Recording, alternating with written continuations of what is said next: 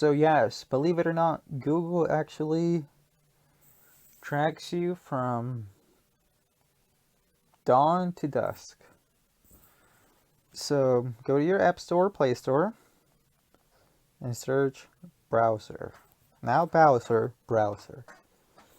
So you'll get Google Chrome, Firefox, Google Chrome, and then you get a little one called DuckDuckGo, privacy. Aloha? I haven't heard much about that. There's another one, Brave. I heard a couple things about it, but I recommend DuckDuckGo. Not just, as the reasons you saw in that video, but then let's also do a little test. So you see here, see how protected you are at a glance. Just tap for details. So let's actually go to these websites and let's see how much they take of your information. So Microsoft is graded at C+, poor privacy practices for trackers. YouTube, of course, right? D+, D, 2 trackers. I would have expected more. Washington Post. These are just random, by the way. B+, wow, okay. 8 trackers, though. Amazon, interesting. Nike, B+, 9 trackers. But you see how it, look at that one. Google. Now, people, YouTube and Google are owned by Alphabet. Alphabet, which was formerly Google, became a new company called Alphabet. So they owned YouTube, Google, CNN, C+, 24 trackers, Google, Amazon, Warner Media, Adobe, Salesforce.com advertising. Wow, just wow. C+ though. Wikipedia. This is gonna be interesting. B. 0 crackers. Forced encryption. Unknown privacy practices though. Very interesting. Forced encryption. Encrypted connection. Oh, look at that. Interesting. I didn't see that. Forced encryption. Okay. So they keep you safe. So I definitely trust DuckDuckGo. Even though I do use Safari, Safari is better than Google Chrome. Again, these are just 3 tips and guides and ways to keep yourself more at ease, your privacy at ease, your data, your metadata. Again, this is so up to you. I can't force you, but I urge you to try it at least. The VPN, now DuckDuckGo, both can be used on your phone and your desktop or laptop, people. So don't be afraid to use them both. And get on it.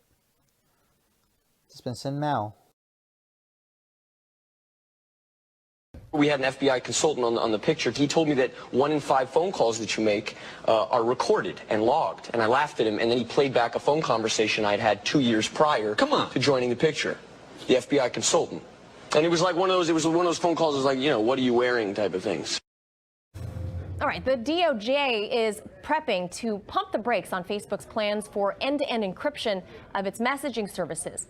This ask on allegations of user safety. Attorney General Bill Barr planning to release an open letter to CEO Mark Zuckerberg just weeks after Zuck was just here in D.C. courting Congress. So for more on this, let's turn to investigative journalist Ben Swan. Hey there, Ben. So break it all down for us. What's the DOJ trying to do here and why? Yeah, so essentially the DOJ is telling Facebook, do not move to something called end-to-end encryption, which essentially Facebook says they're going to do on WhatsApp, which already existed on WhatsApp before Facebook acquired it, but also to Facebook Messenger and Instagram messages. And so essentially what end-to-end means is that essentially the sender and only the receiver, in theory, are the only two people who can decipher what that message says.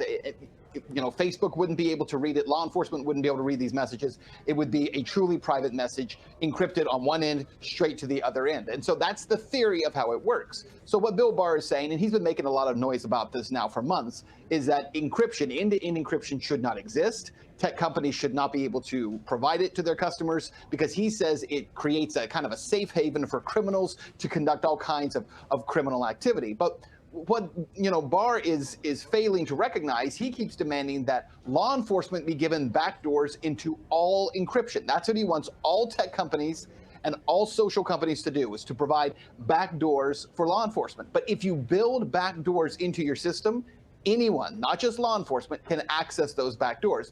The government has done this for years, where they demand backdoors or themselves build backdoors into systems, and it always results in hackers being able to access. Instant messaging should be private and secure. When you share concerns of your health with your friend, that information shouldn't be used by health insurers or big pharma to price gouge you at the nearest opportunity. And your social graph doesn't belong in the hands of political campaigners trying to manipulate your voting decisions. But that's exactly what's happening when you trust companies like Facebook, Apple, or Google with the content and metadata of your messages. To have a truly private conversation online, your messaging app would have to meet several requirements. Its messaging protocol has to be built in such a way that you and your contacts are the only people that can access your conversations. This has to include their content as well as the metadata. While apps like iMessage and WhatsApp are end-to-end encrypted, they only protect the content. All of your metadata is exposed in plain text. The protocol and the app have to be open source.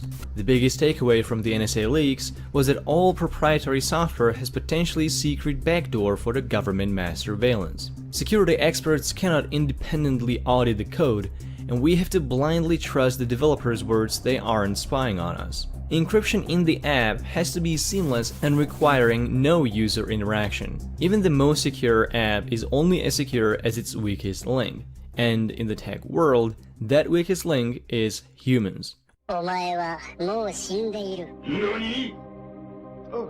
We have a short attention span, bad memory, and are prone to make horrible mistakes. That is why the most secure messenger cannot just be packed with the strongest security features. It also has to be as user-friendly as possible so that users won't compromise their own security through human error. Meeting all of these requirements has been the mission of many secure messengers. The most hopeful projects are Brighter and Element, and they both succeed in their own extent. But the best security researchers in the world agree that Signal offers the strongest protection at the highest level of user-friendliness with no security compromises. With the best end-to-end encryption protocol out there, Signal is just as easy to install and use as WhatsApp. All you need is a phone number, and that's it. Telling our deepest secrets, our deals, our business, just everything through texting and phone calls,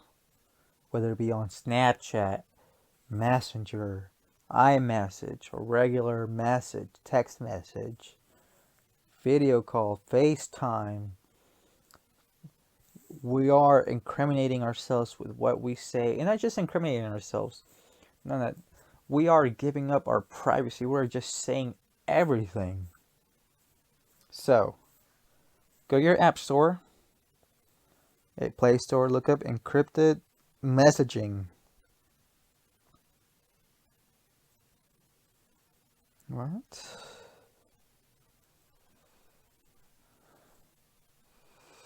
Okay. That's really weird. So look up Signal. It's a private messenger service. That's the one I use. Another one is called WhatsApp. But this one's owned by Facebook, so I wouldn't really trust it. Another one, really good one, is Telegram. This is really popular in Russia right now because of the whole Putin regime and whatnot. So definitely give them all a try. But I will be focusing on Signal. So with Signal, literally everything is always end-to-end encrypted. Your voice and video calls, I use both. They're really great. I feel comfortable saying whatever the heck I may be doing, who I may be doing, what I may be doing, this or that, just hypotheticals. This is the cool part. You can set a timer from when they open it, the message can disappear. You can send anything, quite literally, in group chats. So this is Signal. Ooh, maybe I shouldn't reveal my number.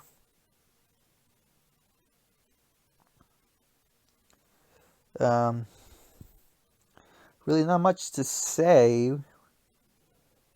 If you're not if you don't really want to download Signal, WhatsApp is used by a lot of Hispanics. I don't know, it's just big in Mexico.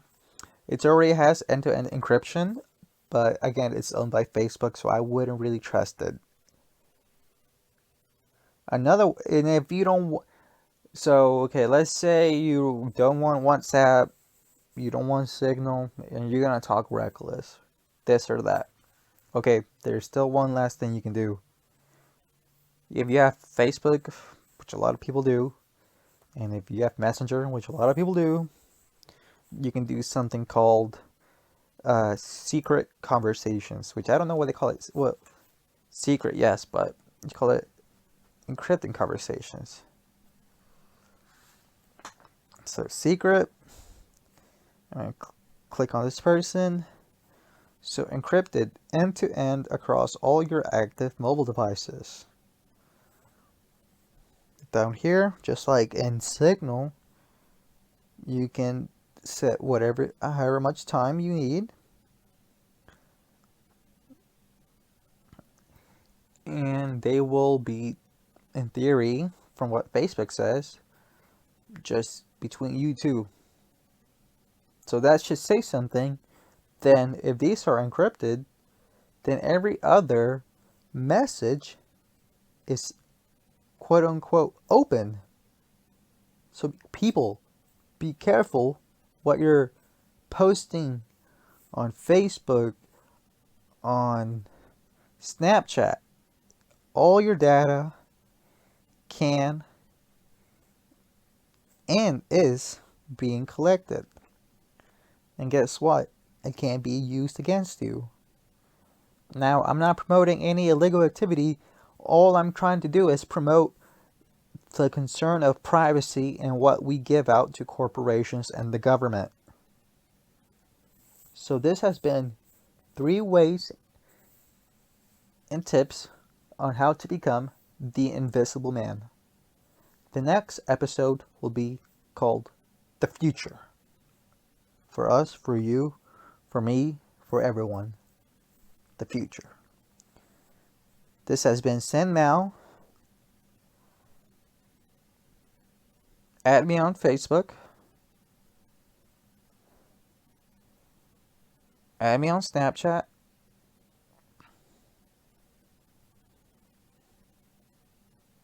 And it has been a great day. See you later, guys.